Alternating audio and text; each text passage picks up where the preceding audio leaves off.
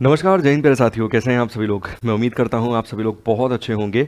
A very good afternoon to all of you. बहुत बहुत स्वागत है आप सभी लोगों का आपके अपने उत्कर्ष परिवार में। उम्मीद करता हूं दिवाली आपने अच्छे तरीके से यहां पर सेलिब्रेट करने की पूरी तैयारी कर ली होगी। आप सभी लोगों का मैं तहे दिल से स्वागत करता हूं और साथ के साथ मुझे लगता है खूब इन्जॉय भी कर रहे होंगे।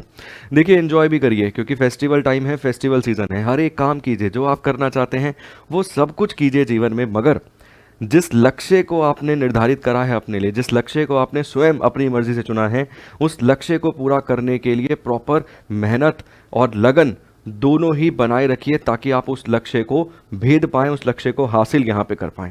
तो चलिए इसी के साथ शुरू करते हैं आज के हमारे शानदार, जानदार और धमाकेदार 360 डिग्री इस शानदार पॉलिटी की क्लास को। तो चलिए एक एक करके एक एक प्रश्न आपके सामने आपकी स्क्रीन पर रूबरू करता हूं। आज पोल का इस्तेमाल नहीं कर रहा हूं, तो पोल के स्थान पे मैं आपको टाइमर, ये घड़ी जो है वो आपको पोल की याद भी दिलवाती रहेगी और साथ के साथ आपको बताती रहेगी कि कितने प्रश्न हमने डील किए हैं और कितनी गति से यहाँ पर डील किए हैं। ठीक, चलिए जी, पहला सवाल, पहला क्वेश्चन, फर्स्ट क्वेश्चन आपकी स्क्रीन पर है। सवाल है कि ब्रिटिश संसद द्वारा पारित भारतीय स्वतंत्र विधेयक 1947 के संबंध में असत्य कथन कौन सा है। रॉन्ग स्टेटमेंट पूछ रहा है, राइट नहीं पूछ रहा है, रॉन्ग स्टेटमेंट पूछ रहा है। सवाल है the false statement regarding the Indian independence bill 1947 passed by the British parliament. British parliament के द्वारा जो 1947 में इंडियन इंडिपेंडेंस बिल पास किया गया था, उसके संबंध में कौन सा स्टेटमेंट ऐसा है जो फॉल्स है। देखिए ऐसे प्रश्न में ना सबसे पहले जो पूछा है उसे हाईलाइट करना होता है। मैंने कई बार आपको क्लास में समझाया है। पहली स्टेटमेंट है, इसमें दो डोमिनियनों की स्थापना के लिए 15 अगस्त 1947 की तारीख निर्धारित की गई थी।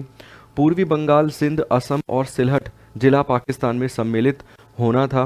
भारत में महामहिम की सरकार का उत्तरदायित्व तथा रियासतों पर महामहिम का अधिकार या अधिराजस्व 15 अगस्त 1947 को समाप्त हो जाना था। The responsibility of his majesty government in India and his majesty over the princely state would cease on August 1947। तो प्रश्न यहाँ पर यह है कि कौन सी स्टेटमेंट यहाँ पर सही है। देखिए इसमें से कोई भी स्टेटमेंट सही नहीं है।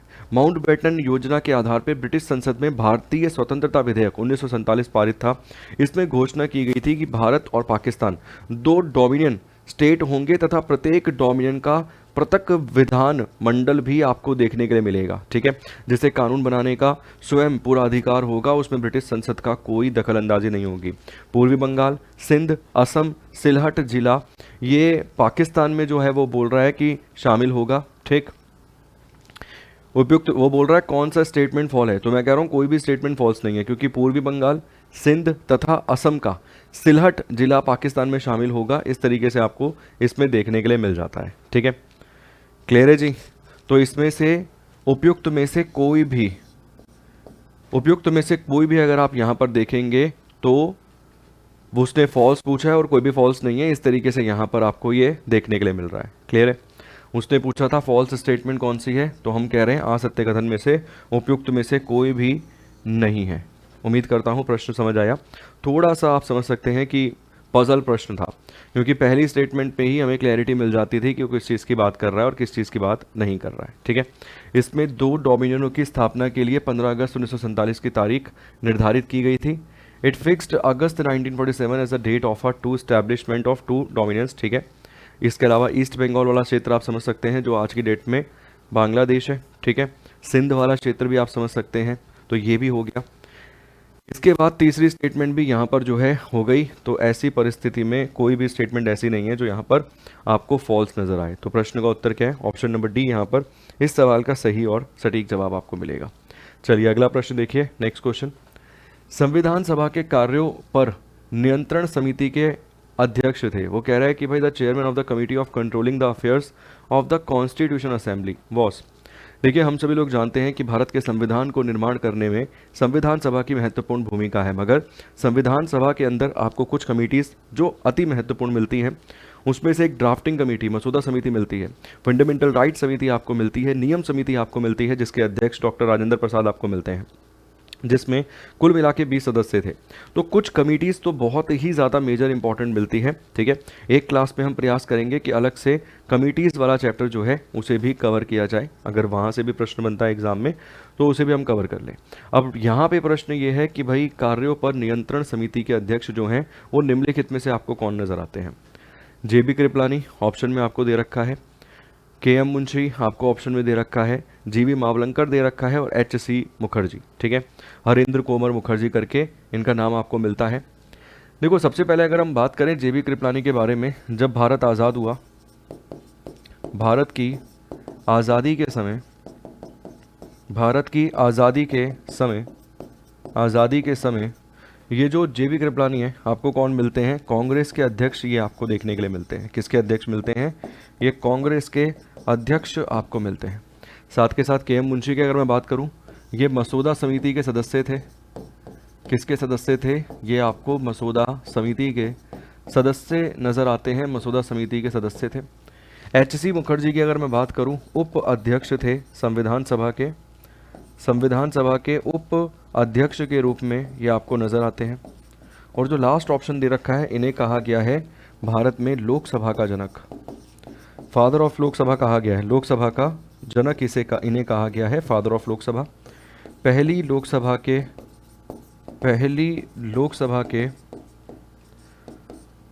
लोकसभा के स्पीकर भी आपको यही देखने के लिए मिलते हैं। पूरा नाम था इनका गणेश वासुदेवन मावलंकर। और प्रश्न का उत्तर भी यही है, ऑप्शन नंबर डी इस सवाल का सही जवाब है। प्रश्न का उत्तर भी ऑप्शन नंबर डी ही आपको नजर आएगा। नेक्स्ट क्वेश्चन देखिए, अगला सवाल, कैबिनेट मिशन योजना के अनुसार भारत की संविधान सभा में कुल सदस्य संख्या कितनी थी।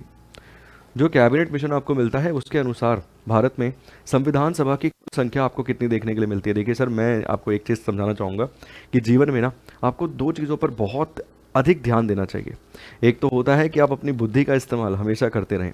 कई बार ऐसा होता है कि हम कुछ भी नहीं करते, हम पढ़ते तो है ही नहीं सर, साथ के साथ हम कोई ऐसा भी काम नहीं करते हैं जिससे हमारा ब्रेन और अच्छे से सोचना शुरू करे। तो अगर आप पढ़ाई कर रहे हैं ना, नौकरी लगेगी नहीं लगेगी सर, कुछ चीज़ें उस ईश्वर के हाथ में भी हैं। हम 90% मेहनत कर सकते हैं, मगर 10% वो हमारी हाथों की लकीरें भी निर्भर करती हैं कि हमारी किस्मत में उसने क्या सोचा है। नहीं लगी तो कुछ अच्छा सोचा होगा, मगर यकीनन अगर आपने 1 साल 1.5 साल 2 साल जमकर मेहनत करी है ना, तो इसका विकास उस स्तर पे हो चुका होगा, शायद आपने कभी नहीं सोचा होगा कि इतना आपका ब्रेन डेवलप हो चुका है। और साथ के साथ इंसान को अपने शरीर पे भी बहुत काम करना चाहिए भाई साहब, बहुत अच्छे से काम करना चाहिए इंसान को अपने शरीर पे भी, क्योंकि ये मशीन है भाई, अगर आप इसका उपयोग नहीं करोगे, इसका इस्तेमाल नहीं करोगे तो ये जंग खा जाएगी। ठीक है, कुछ अपनी रियल लाइफ के इंसिडेंट भी आपको बताऊंगा। पहले प्रश्न को आपको समझाता हूँ कि सवाल क्या कहता है। देखो सवाल बड़ा आसान है। आपने एक स्टेटमेंट पढ़ी होगी, 10 लाख पर एक सदस्य, आपने एक स्टेटमेंट पढ़ी होगी 10 लाख पर एक सदस्य। पता है किसकी रिकमेंडेशन थी ये कैबिनेट की ही रिकमेंडेशन थी, मतलब कैबिनेट मिशन की ही रिकमेंडेशन आपको मिलती है। कितने सदस्य थे इसमें, इसमें आपको 3 सदस्य देखने के लिए मिलते हैं, 3 मेंबर्स देखने के लिए मिलते हैं। क्या नाम था, एक तो आपको मिलते हैं पैथविक लॉरेंस, एक आपको मिलता है पैथविक लॉरेंस, एक आपको मिलता है एवी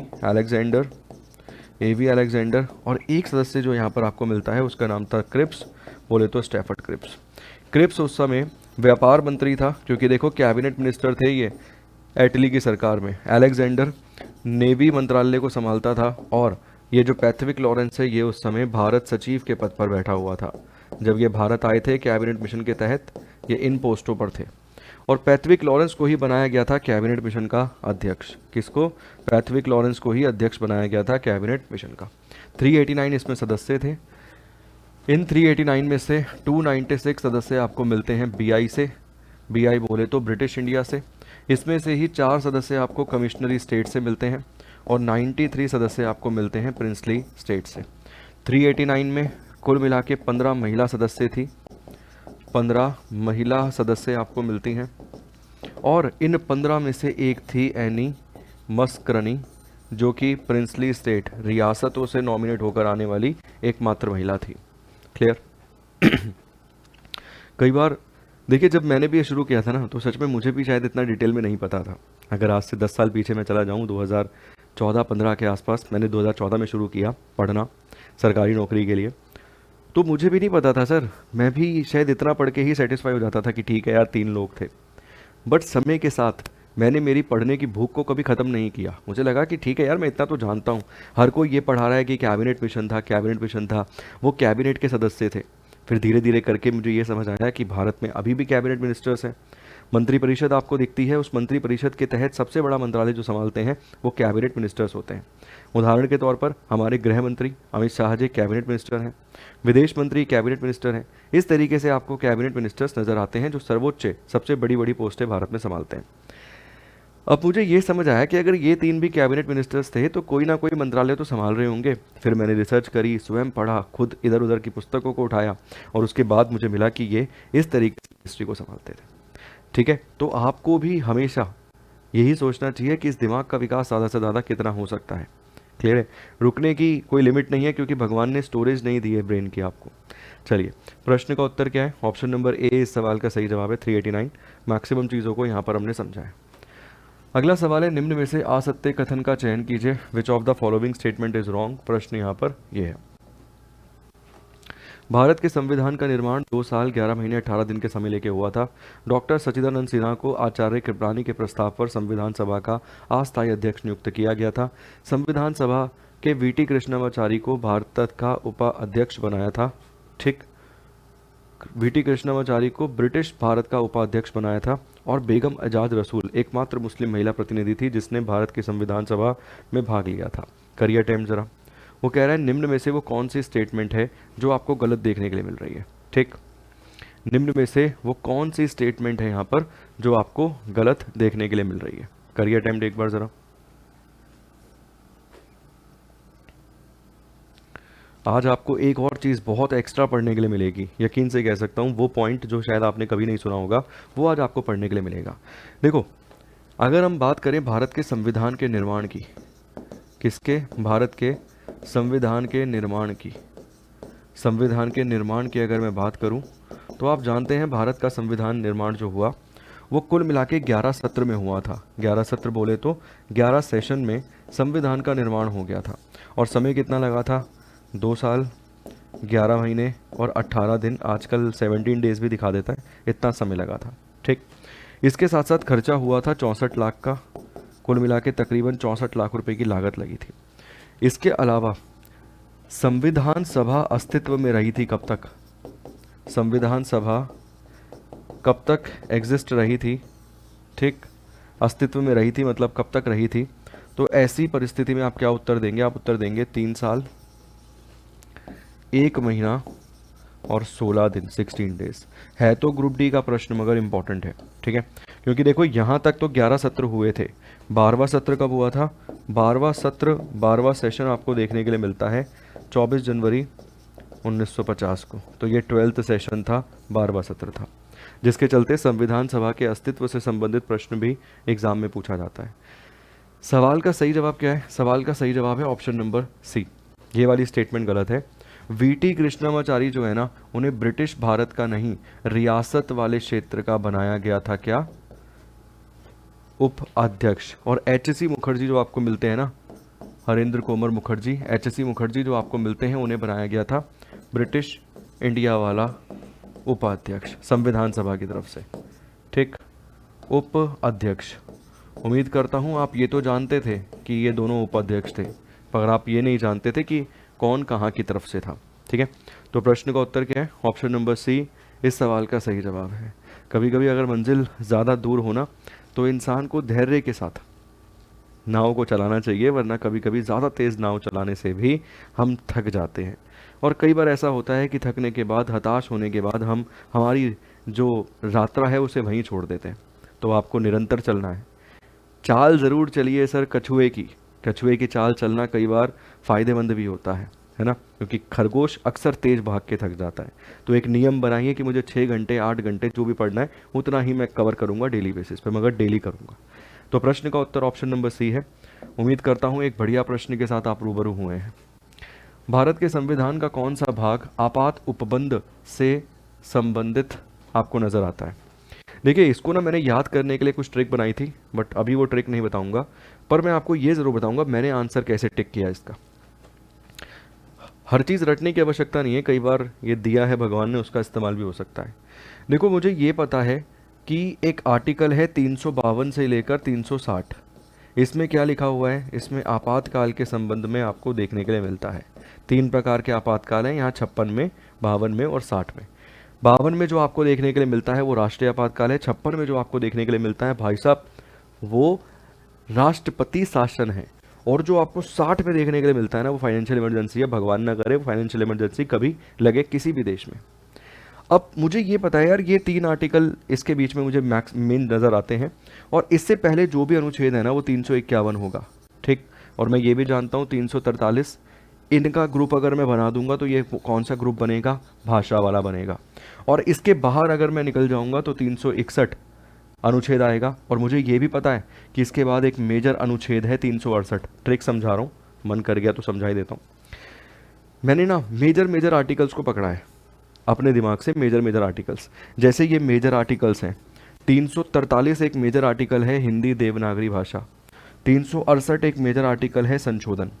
अब मुझे पता है ये एक अलग भाग का हिस्सा है और इससे पहले जो भी आर्टिकल होगा वो एक अलग भाग का हिस्सा होगा। मतलब ये वाला एक ग्रुप हो गया, एक अलग ये वाला हो गया, एक इससे पहले अगर आप देखोगे ये वाला ग्रुप हो गया, इससे पहले एक मेजर आर्टिकल ये हो गया और इससे पहले का ही होगा जो भी होगा उस मेजर आर्टिकल का भाग। तो ये 17 में लिखा है, ये 18 में लिखा है, ये 19 में लिखा है, ये 20 में लिखा है। मैंने यही ट्रिक हर पार्ट पे लगाकर सारे पार्ट्स रट रखे। उदाहरण दूं क्या? देखो उदाहरण है 324, 324। मुझे पता है 324 कहीं भी ख़त्म होगा, मगर एक इम्पॉर्टेंट आर्टिकल है 330। क्या लिखा है? आरक्षण, SC ST रिजर्वेशन। अब मुझे पता है यहाँ चुनाव के लिखे हैं बारे में, मतलब इससे पहले वाला जो अनुच्छेद होगा ना वो चुनाव से ही रिलेटेड होगा, तो एक ये बन गया। अब मुझे पता है ये मेजर आर्टिकल है चुनाव का, इससे पहले का जो भी आर्टिकल होगा वो अलग भाग में होगा, ठीक है। तो अगर ये भाग नंबर 15 का हिस्सा है, किसका? अगर ये भाग नंबर 15 का हिस्सा है तो इसके बाद जो भी नया आर्टिकल शुरू होगा वो भाग नंबर 16 का हिस्सा होगा, ठीक है। ऐसे ही अगर ये 15 का हिस्सा है, इससे पहले जो एक अलग आर्टिकल होगा वो भाग नंबर 14 का हिस्सा होगा। थोड़ा सा कॉम्प्लेक्स ज़रूर है यार, आसान तो कुछ भी नहीं है जीवन में। आसानी से मिल जाती है ऐसी मोहब्बत ही नहीं करी मैंने इस जीवन में, है ना। तुम्हारे लिए है ये, क्योंकि हमारी तो भैया हो गई है अब जो होना था। तो तुम्हारे लिए है ये कि तुमने ऐसी आसान मोहब्बत ही नहीं करी। जब कर ही लिया है दरोगा या दरोगायन से इश्क, तो फिर भाई पीछे हटने का सवाल ही पैदा नहीं होना। अब तो बनना ही पड़ेगा कस्टम इंस्पेक्टर, है ना। या तो कस्टम इंस्पेक्टर बनना पड़ेगा, IB में लगना पड़ेगा, इनकम टैक्स में लगना पड़ेगा, कैग में लगना पड़ेगा, या फिर राजस्थान में लगना पड़ेगा, बिहार में SI लगना पड़ेगा। तो जब कर ही ली है भाई मुश्किल मोहब्बत, तो उसको अब अंजाम तक पहुंचाने के लिए तो सब कुछ कर गुजरेंगे। प्रश्न का उत्तर क्या है? Option number B. ये ट्रिक बहुत अल्टीमेट है सर, बहुत लिटरली बहुत अल्टीमेट ट्रिक है। लगाकर सेल्फ देखिएगा। बस पता है क्या करना है आपको? आपको ना मेजर मेजर आर्टिकल्स देखने हैं। जैसे मैंने देख लिया 324 मेजर है, 330 मेजर है। मुझे पता है भैया एक आर्टिकल है 338, नहीं एक आर्टिकल है 343 मेजर है, 352 मेजर आर्टिकल है, 368 मेजर आर्टिकल है। अब मैं इन्हें बस कनेक्ट करूंगा कि इससे पहले वाला ही होगा जो भी होगा, हो गया। अब मुझे पता है इससे पहले वाला ही होगा इसके साथ जो भी कनेक्ट हो रहा होगा। अब मुझे पता है इससे पहले वाला ही होगा जो इसके साथ कनेक्ट हो रहा होगा। और मुझे पता है इससे यही कनेक्ट हो रहा होगा, ठीक है। और ये इससे पहले वाला ही जो होगा वो यहाँ कनेक्ट हो रहा होगा। ये ट्रिक लगाइए। ऐसे मेजर मेजर आर्टिकल्स को उठा के एक बार लगा के ज़रूर देखिएगा। मेरे कहने पर याद ना हो जाए तो भाई साहब नाम बदल देना। इससे बेहतर तरीके से पार्ट्स को याद करने की ट्रिक नहीं है सर। भारत के संविधान के अनुच्छेद 17 समाप्त करते हैं किसे? स्लेवरी, टाइटल्स, अनटचेबिलिटी या फिर फ्रीडम ऑफ प्रेस, निम्नलिखित में से किसे समाप्त करते हैं? प्रश्न यहाँ पर आपके सामने आपकी स्क्रीन पर है। करिए जल्दी से अटेम्प्ट। ऑप्शंस आपके सामने आपकी स्क्रीन पर हैं, आपको नज़र आ ही रहे हैं। अच्छा प्रश्न है, बढ़िया प्रश्न है, दमदार। लगाइए दिमाग, क्या होगा प्रश्न का उत्तर? वैसे तो बहुत आसान सवाल है, तुम इसका जवाब तो शायद आंख बंद करके भी देना चाहोगे तब भी दे दोगे, जितना मैं जानता हूँ आप लोगों को, ठीक है। स्लेवरी, टाइटल, दास्ता, खिताब, फ्रीडम ऑफ प्रेस। देखो यार, फ्रीडम ऑफ प्रेस के संबंध में अनुच्छेद 19 आपको मिलता है। कौन सा मिलता है? अनुच्छेद 19। प्रश्न का उत्तर क्या हो जाएगा? अनटचेबिलिटी। टाइटल वाला कौन सा है? ये आपको मिलता है यहाँ पे अनुच्छेद 18। तो option number C is a correct answer, untouchability. और पता है आर्टिकल 17 जो है ना, डॉक्टर अंबेडकर साहब की जो पुस्तक है, डॉक्टर अंबेडकर साहब की जो पुस्तक आपको मिलती है ना, वेटिंग फॉर वीज़ा, कौन सी? Waiting for visa, waiting for my visa नाम की पुस्तक मिलती है। इस पुस्तक से इंस्पायर आर्टिकल ये नज़र आता है आपको। सवाल का सही जवाब क्या है? Option number C, untouchability. यहाँ पर इस प्रश्न का सही और सटीक उत्तर आपको देखने के लिए मिल जाएगा। ठीक है, अनटचेबिलिटी, ये यहाँ पर आपको इस प्रश्न का सही और सटीक उत्तर जो है वो देखने के लिए मिलेगा। क्लियर है? बढ़े आगे। चलिए अगला प्रश्न देखिए, नेक्स्ट क्वेश्चन। अगला सवाल है, संविधान की अनुसूची 2 में क्या लिखा है? बताओ भाई साहब, ऐसे आसान क्वेश्चन पूछेगा हमसे, मुश्किल क्वेश्चन करवाने के बाद। अब वो संविधान की अनुसूची 2 में क्या लिखा है? प्रश्न यहाँ पर ये है, अनुसूचित क्षेत्र के प्रावधानों से राज्यों के नामों और उनके राज्य क्षेत्र से पद अधिकारियों के वेतन भत्तों तथा पेंशन से या फिर राज्य और संघ क्षेत्र के लिए राज्यसभा के स्थानों से निम्नलिखित में से किससे संबंधित है? मैंने ट्रिक पढ़ाई है आपको ये वाली, tiers of old PM, tiers of old PM. Tertiaries क्षेत्र के बारे में, वेतन के बारे में, शपथ के बारे में, राज्यसभा के बारे में, किसके बारे में? Rajya Sabha, scheduled area, other scheduled area, संघीय सूची। ठीक है जी, तो ये इस तरीके से यहाँ पे लिखा है। क्या पूछ रहा है? अनुसूची 2 में क्या लिखा है? तो 2 में लिखा है भाई साहब पद अधिकारियों के वेतन भत्ते तथा सैलरी के बारे में। ठीक है, वेतन भत्ते तथा सैलरी के बारे में यहाँ पर आपको लिखा हुआ मिल जाएगा। तो प्रश्न का उत्तर क्या है? ऑप्शन नंबर सी। नेक्स्ट देखिए अगला सवाल, संविधान की 9वीं अनुसूची के संबंध में असत्य कथन का चयन कीजिए। 9वीं अनुसूची, अब देखो 9वीं अनुसूची कहती क्या है? 9वीं अनुसूची हमसे कहती है भूमि सुधार अधिनियम के बारे में। किसके बारे में? भूमि सुधार अधिनियम के बारे में हमसे ये अनुसूची कहती है, भूमि सुधार अधिनियम के बारे में। अब प्रश्न यहाँ पर यह है, इसका उल्लेख मूल संविधान में नहीं था, इसे पहले संशोधन द्वारा जोड़ा गया था। ठीक है, संविधान में इसे जोड़ने का मूल्य उद्देश्य भूमि सुधारों को लागू करना तथा जमींदार प्रणाली का उन्मूलन करना था। इस अनुसूची को नीति निर्देशक तत्वों के उल्लंघन के आधार पर न्यायिक समीक्षा से बचाने के लिए जोड़ा गया था और वर्ष 2007 में उच्चतम न्यायालय ने निर्णय दिया कि 24 अप्रैल 1973 के बाद इस अनुसूची में शामिल कानूनों की न्यायिक समीक्षा की जा सकती है। ठीक है, एक केस मिलता है तमिलनाडु से संबंधित। चलिए जी करके देखिए अटेम्प्ट, क्या होगा इस प्रश्न का सही और सटीक उत्तर। ठीक है, Kolhe versus state of Tamil Nadu का केस मिलता है आपका। कौन सा? Kolhe versus state of Tamil Nadu का केस मिलता है, जिसमें जजमेंट दिया जाता है ये कि केशवानंदा भारती के पास जितने भी ऐसे मामले हैं उन सबको न्यायिक समीक्षा के तहत रखा जाएगा, उसकी न्यायिक समीक्षा की जाएगी। ये जजमेंट दिया जाता है 2007 में। Kolhe versus state of Tamil Nadu का केस है। प्रश्न का उत्तर क्या है? ऑप्शन नंबर सी।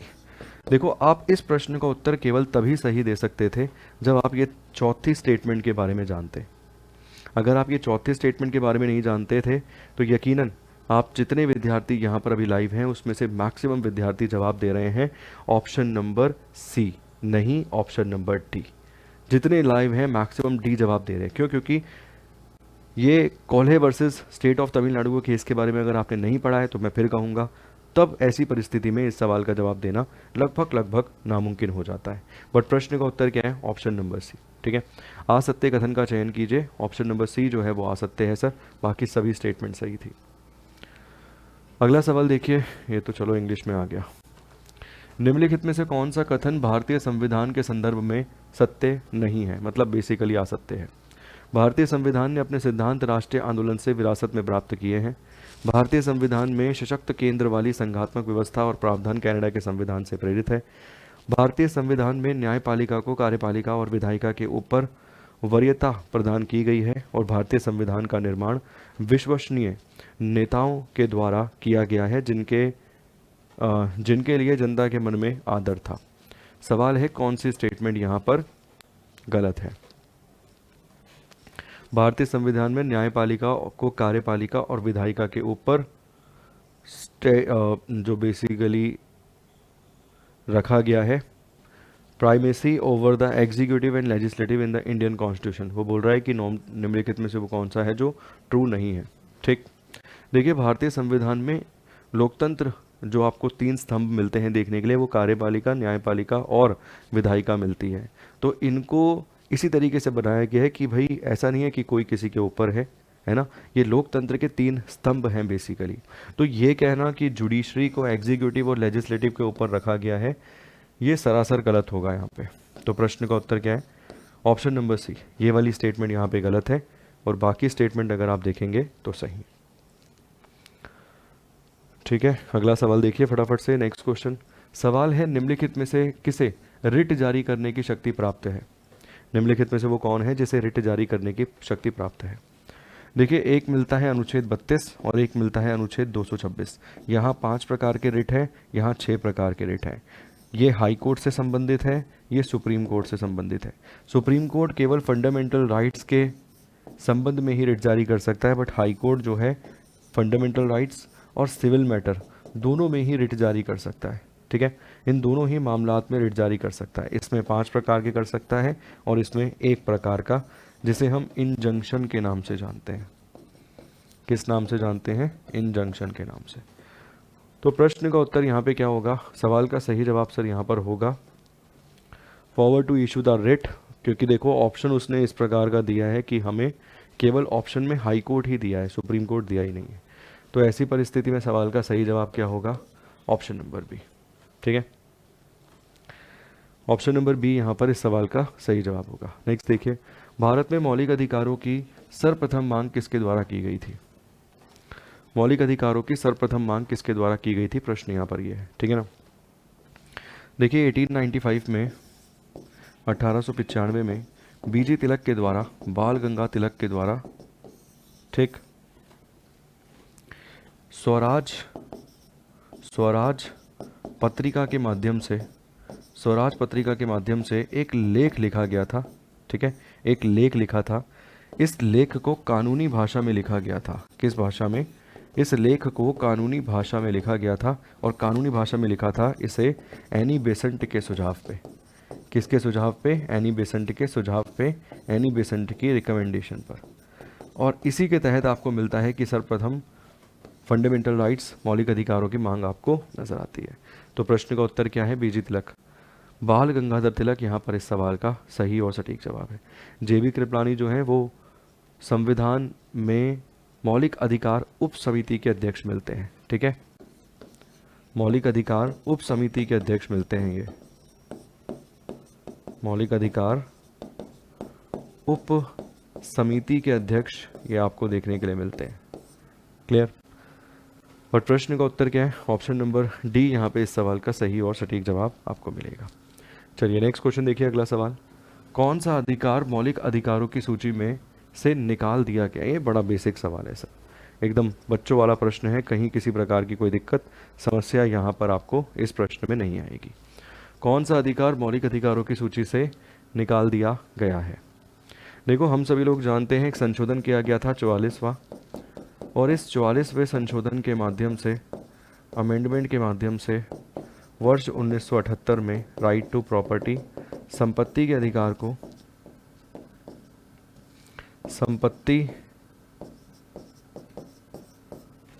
संपत्ति के अधिकार को क्या बना दिया गया था? संपत्ति के अधिकार को यहाँ पर बना दिया गया था कानूनी अधिकार। ठीक,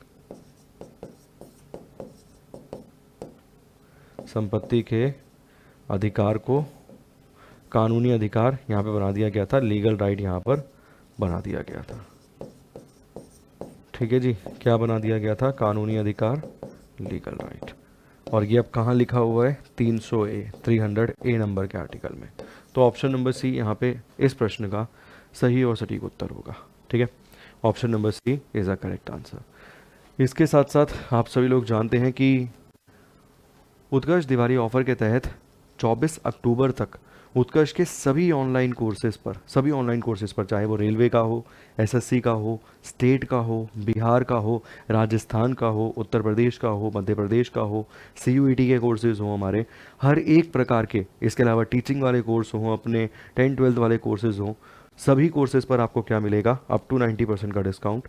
साथ के साथ हमने एक नया फीचर यहाँ पे इंट्रोड्यूस किया है। वो फीचर कौन सा मिलता है, वो फीचर यहाँ पर आपको मिलता है टॉप कोर्सेज का। अगर आप टॉप कोर्सेज वाले कोर्स में से कोर्स परचेज करेंगे तो एक्स्ट्रा 13% का डिस्काउंट भी आपको दिया जाएगा। अगर ये फीचर आपको आपकी बेसिकली एप्लीकेशन पे शो नहीं हो रहा होगा तो आपको अपडेट करना है अपने एप्लीकेशन को। साथ के साथ कोर्स की वैलिडिटी 1 साल तो रहेगी, मगर अगर आपके एग्ज़ाम की तिथि 1 साल से आगे निकलती है तो जब तक आपका एग्ज़ाम नहीं होगा, टिल योर एग्ज़ाम, आपको कोर्स वैलिडिटी देखने के लिए मिलेगी। ठीक है, चलिए उम्मीद करता हूँ कि आप अच्छे से इस क्लास को अटेम्प्ट कर पाए हैं और जिस भी कोर्स को परचेज़ करना चाहते हैं अब तक कर लिया होगा। यदि किसी कारणवश अभी तक आपने अपने लिए शॉपिंग नहीं करी है पढ़ाई से संबंधित, तो वो शॉपिंग आपको आज ही कर लेनी चाहिए। इसके अलावा एक प्रश्न आपको होमवर्क के रूप में भी देना चाहूँगा, ताकि आप कमेंट बॉक्स में कमेंट करके प्रश्न का उत्तर भी दें कि सवाल का जवाब क्या होगा। बहुत सिंपल सवाल है, इसको होमवर्क के रूप में रखिए कि निम्नलिखित में से किसे भारत का मेग्ना कार्टा की संज्ञा दी गई है। इसका जवाब कमेंट बॉक्स में कमेंट करके ज़रूर दीजिएगा कि इस प्रश्न का उत्तर जो है वो क्या रहने वाला है। जाने से पहले सेशन को ज़रूर लाइक कीजिएगा। थोड़ा छोटा सेशन है क्योंकि दिवाली का माहौल चल रहा है, जिसके चलते आज थोड़ा छोटा सेशन आपको प्रोवाइड करवाया है। बहुत बहुत शुक्रिया आप सभी लोगों का, बहुत बहुत धन्यवाद। नेक्स्ट क्लास में मिलेंगे, तब तक के लिए अपना बहुत ज़्यादा ध्यान रखिए। God bless you.